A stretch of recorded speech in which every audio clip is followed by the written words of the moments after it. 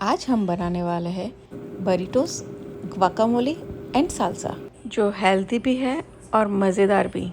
इतना यमी है कि आप उसको बार बार बनाओगे। साथ में ही दिखाऊंगी थोड़े घर के काम की चीज़, थोड़े से मेरे इंडिया वाले कपड़े और इंडिया से लाया हुआ शॉपिंग। रेसिपी स्टार्ट करने से पहले प्लीज़ मेरी चैनल को लाइक और सब्सक्राइब करना मत भूलना।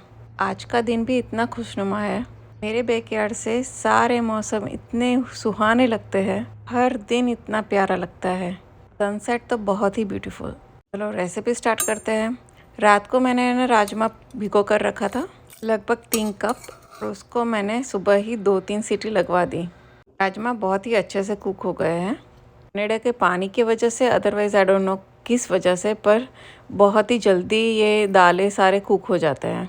ही राजमा इंडिया में 5 से 6 सीटी लगवानी पड़ती थी। थोड़ी सब्जियाँ और गार्लिक ले लिया है मैंने। एक कॉर्न ले लिया है जो मेरा वेस्ट होने वाला था, तो मैंने कहा इसमें ही यूज़ कर लूँ मैं। सबको मैंने चॉप कर लिया। मसाले में मैक्सिकन चिली पाउडर और टाको सीजनिंग लिया है। यहाँ मैंने कोल्ड प्रेस्ड ऑलिव ऑयल लिया है, नॉर्मल ऑयल भी ले सकते हो। और उसमें है ना जिंजर, गार्लिक और ग्रीन चिली को छोटा छोटा चॉप करके उसको सौते होने के लिए रख दिया है। थोड़ा सा लाइट ब्राउन हो जाए तो इसमें हम ऑनियन डाल देंगे। लगभग 2 ऑनियन को छोटा छोटा काट कर मैंने उसमें डाल दिया है। ऑनियन को भी हम सौते कर देंगे बहुत अच्छे से, जब तक कि उसका ऑयल सेपरेट ना हो जाए और थोड़ा सा लाइट ब्राउन ना हो जाए। लगभग पंजाबी सब्जियों में ना ऑनियन और टमाटर की ग्रेवी होती है, पर उसका पकने का स्टाइल डिफरेंट होता है। मैक्सिकन फूड में भी ऑनियन टमाटर ही जाएगा, पर बस अच्छे से भूनना है उसको। ऑनियन भून गया है और उस पर हमने टमाटर डाल दिया है, वो भी छोटा छोटा कट करके। 2 टमाटर लिए हैं मैंने। कैप्सिकम आप लाल, ग्रीन कोई भी यूज़ कर सकते हो। मैंने अभी मेरे पास रेड था तो मैंने रेड यूज़ कर लिया है। उसको भी छोटा छोटा कट करके उसको सौते होने के लिए रख दिया है। मक्के के दाने हैं, उसको है ना मैंने बॉईल करने के लिए माइक्रोवेव में रखा था और उसको मैंने पूरा ही डाल दिया है, अदरवाइज़ वो वेस्ट हो जाता। आप थोड़ा ही डालना। अभी मसाले की बारी है। 2 से 3 चम्मच मैंने मैक्सिकन चिली पाउडर और 2 से 3 चम्मच मैंने टाको सीजनिंग डाला है। बस इस सब्जियों में ना अच्छे से उसको मस्त भुनना है। इसमें स्वाद अनुसार सॉल्ट डाल देंगे हम। ये मैं सब अंदाजे से ही डाल रही हूँ। सॉल्ट तो हम लोग बहुत ही कम सॉल्ट यूज़ करते हैं, पर फिर भी करते हैं। ऐसा भी नहीं कि नहीं करते हैं, शायद आपके खाने में थोड़ा सा ज़्यादा चाहिए होगा। इसमें मैंने राजमा डाल दिया है और उसको भी अच्छे से 5-6 मिनट आप भूनें और फिर उसको हमें मैश करना है। को मैंने ब्लैक पेपर भूल गई थी, तो उसको भी मसाले के साथ ही 1.5 चम्मच डालना है आपको। इससे उसका फ्लेवर बहुत अच्छा आएगा और टेस्टी भी लगेगा। बस इसको हम मैशअप कर देंगे अच्छे से। आप मैश ना करना हो तो भी चलेगा। कोई कोई लोग पूरा भी रखते हैं, पर हमें मैश किया हुआ अच्छा लगता है, जिससे मसाले भी अच्छे से उसके साथ मिक्स हो जाते हैं। हमारा राजमा का मसाला तो रेडी हो गया है। अभी हम सालसा बनाते हैं। ये सालसा है ना स्पाइसी बनाते हैं हम, तो बहुत ही टेस्टी लगता है। आप टमाटर और ऑनियन को है ना गैस पर भी भून सकते हैं, पर मैंने पैन में ही डाल दिया। गार्लिक को भी भुनने के लिए रख दिया है। थोड़ा सा ऑयल रखकर उसमें हमें टमाटर ज़्यादा डालने हैं और ऑनियन की क्वांटिटी कम रखनी है। तो मैंने बड़े साइज़ के 2 टमाटर लिए थे, जो लगभग 4 टमाटर के बराबर ही है, और 1 ऑनियन लिया था।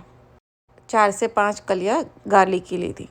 अभी चॉपर में ना ग्रीन चिली, ये रेड चिली पेस्ट है, मैंने 2 दिन पहले ही बनाई थी, तो मैंने वही 1 चम्मच डाल दिया है। आप जब टमाटर भूनते हो ना, तो उसके साथ ही आप रेड चिली, कश्मीरी जो रेड चिली आती है वो डाल सकते हो। उसको भी अच्छे से भूनना है आपको। अभी मैंने सबको है ना चॉपर में क्रश कर दिया है। मिक्सर में एकदम से बारीक हो जाता है, चॉपर में उसका टेक्सचर रहता है अच्छे से।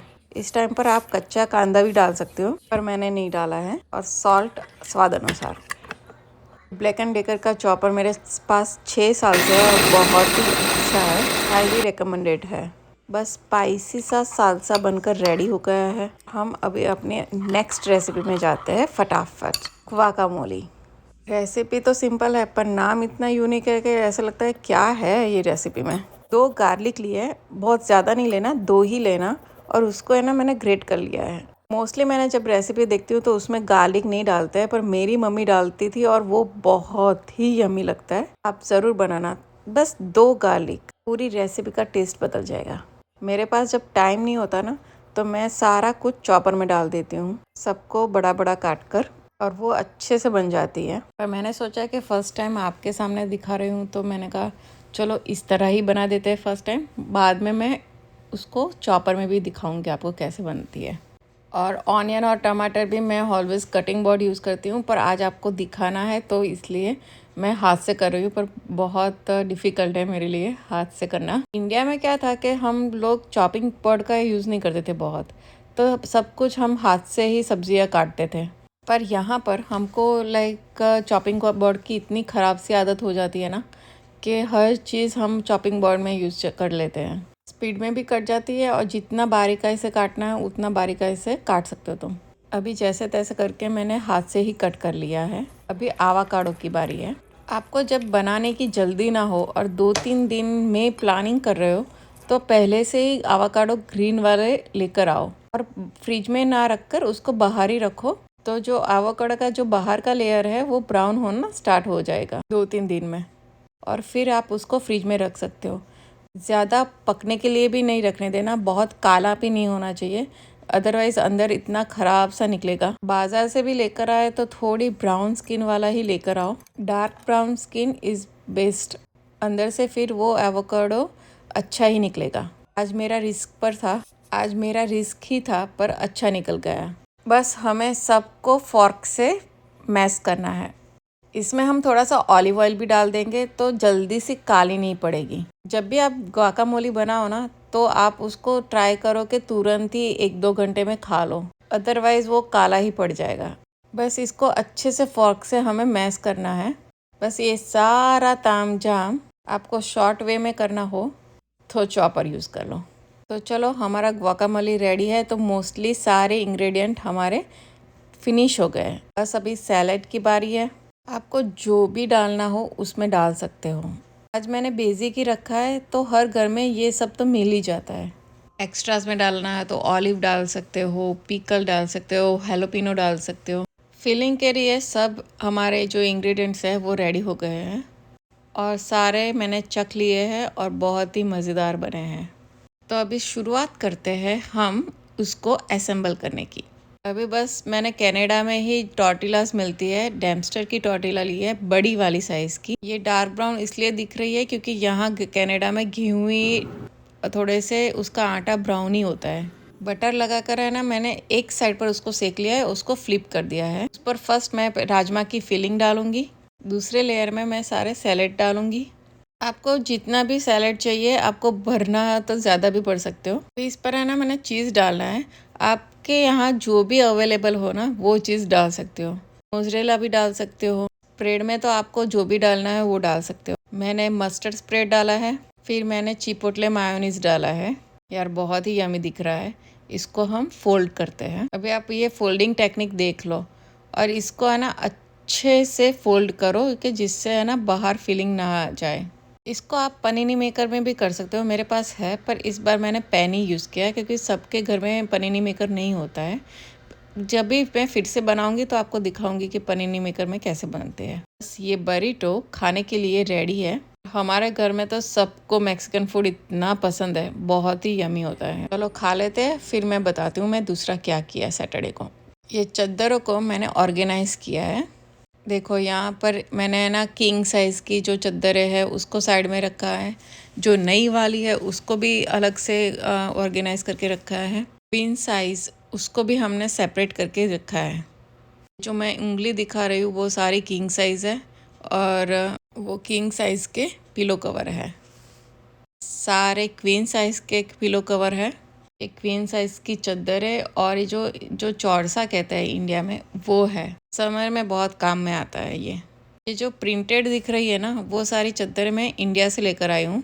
लाई थी मैं किंग साइज़ की चद्दरें इंडिया से, पर यहाँ पर क्वीन साइज़ में ही फिट होती है ये, तो अभी मैं यहाँ से ही लेकर आती हूँ सारी चद्दरें। जब ब्रैम्पटन में हो तो मैं आपको बताऊँगी कि कहाँ पर ये 100% कॉटन वाली चद्दरें बहुत ही अच्छी मिलती है। नेक्स्ट टाइम जाऊँगी तो आपको दिखाऊँगी। किचन और जो रेगुलर यूज़ में जो नैपकिन्स आते हैं वो मैंने तय करके रखे हैं। अभी भी बहुत सारे गेस्ट आते हैं तो नीचे बैठने के लिए हम ये रखते हैं। गुजराती में तो એને પાથરણું કહેવાય, पर आई डोंट नो हिंदी में क्या कहते हैं उसको। बेसिकली बैठने के लिए है ये। ये बड़े कमाल की चीज़ है। इस टाइम मैं जब इंडिया गई थी ना तो बहुत सारे मैंने बैग बनाकर लाई थी। ये है ना लेडीज़ घर में ही बनाती है, बहुत ही रिजनेबल प्राइस और बहुत ही अच्छी क्वालिटी के बनते हैं। ऐसे मैंने 2 से 3 लिए थे, बहुत ही सही है। मुझे जहाँ जहाँ चेन चाहिए थी, जहाँ जहाँ मुझे उसमें पॉकेट चाहिए थे, उसने ऐसे अच्छे से बना कर दिए थे। आप उसको है ना कस्टमाइज़ भी करवा सकते हो, के पसंद का वो कपड़ा भी ले सकते हो आप। अक्सर मैं जब शॉपिंग करने जाती हूँ ना तो ग्रोसरी बैग तो हमेशा भूल ही जाती हूँ मैं। मुझे इसको कार्ट में लेना पड़ता है और गाड़ी के डिक्की से ग्रोसरी बैग में डालना पड़ता है। पर ये है ना अपने पर्स में भी रह सकता है और हमेशा अभी मैं रखती हूँ अपने साथ ही। जब यूज़ करना हो तो उसको निकाल कर यूज़ कर सकते हैं। इतनी बड़ी बैग है तो इजीली आप बहुत सारा सामान उसमें रख सकते हो। ऐसे मेरे 2 से 3 बैग है, ये बड़े काम की चीज़ है।